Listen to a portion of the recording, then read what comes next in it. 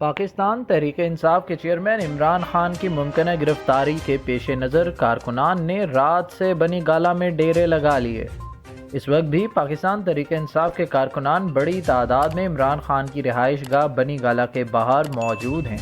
کارکنان کی جانب سے مسلسل نعرے بازی کی جا رہی ہے۔ پی ٹی آئی کے کارکنان رات سے بنی گالہ پہنچنا شروع ہو گئے تھے۔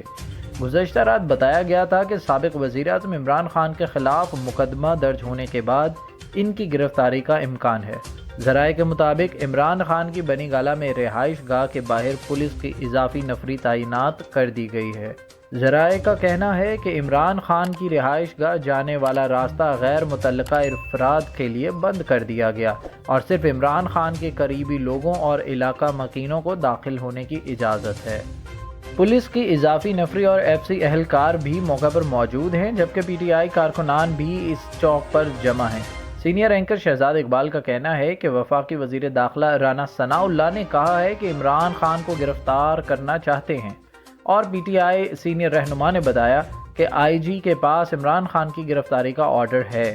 انہوں نے کہا کہ رانا ثناء اللہ نے کہا تھا کابینہ کی منظوری کے بعد عمران خان کو گرفتار کریں گے۔ عمران خان کو کب گرفتار کیا جائے گا یہ ابھی کنفرم نہیں۔ خیال رہے کہ سابق وزیر اعظم عمران خان کے خلاف پولیس کے اعلیٰ افسران اور خاتون جج کو دھمکیاں دینے پر مقدمہ درج کیا گیا۔